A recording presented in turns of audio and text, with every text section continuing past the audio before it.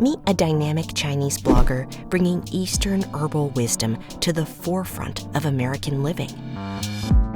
Yeah, so my name is Zoey Gong, and I'm a Chinese medicine food therapist and dietitian, registered dietitian. So food therapy is a branch under Chinese medicine that deal with what we eat every day, and it's the concept of using food as medicine to prevent disease and cure diseases.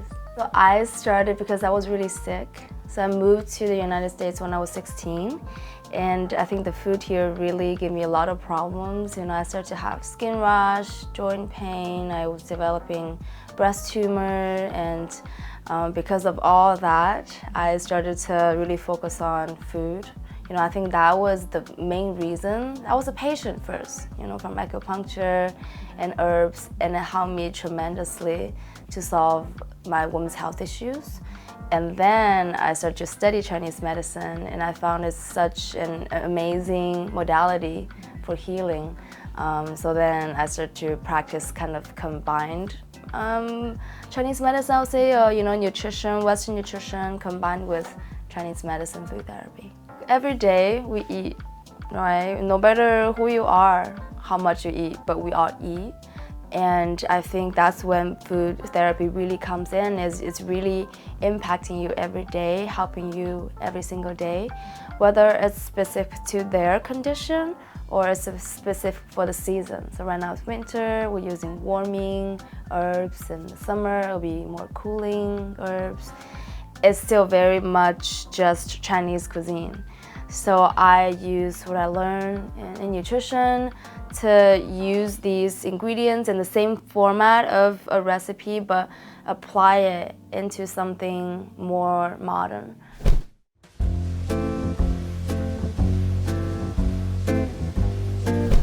So today we're going to make a multi-grain congee with mushrooms, some spices, and 3 Chinese medicine herbs. The goji berries, lily bulb, and lotus seed.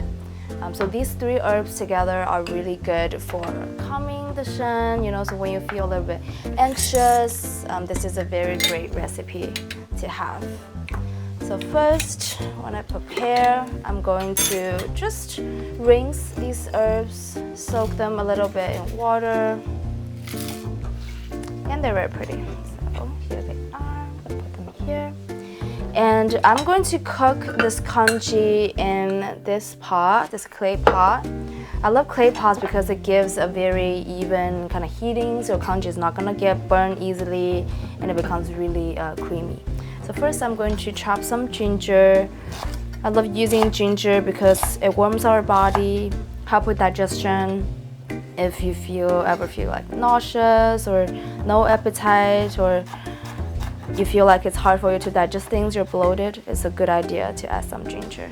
And next we'll use mushrooms. These are shimeji mushrooms. I love them. They just taste so good. Here, so I will chop them up a little bit. Take out the roots. Okay, so the first thing that I'm going to do is, in this clay pot, I'm going to add olive oil. I'm going to saute the mushrooms and ginger together before I add the greens in.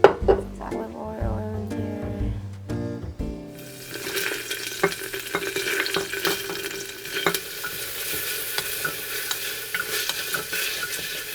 So for the grains, I'm going to use 2 things. First is a multi-grain rice that I already made. You can see it's like just old rice, and they're excellent to make congee. In here you have brown rice, you have like black beans, you have purple rice, you have koik seed, which is also a Chinese medicine herb actually, so all these things. And then I also have some fresh millet. It's called foxtail millet. It's completely gluten-free and it's very, very easy to digest. So if you have difficulty digesting things, this is great. And this cooks pretty fast, and that's why I'm gonna combine those 2 things together. And then here it's a mixture of soy milk that I make in home, and also some broth, so just like chicken broth. So I mix them together so they have very rich, savory flavor. This will be the liquid base. for the congee. Some of the rice.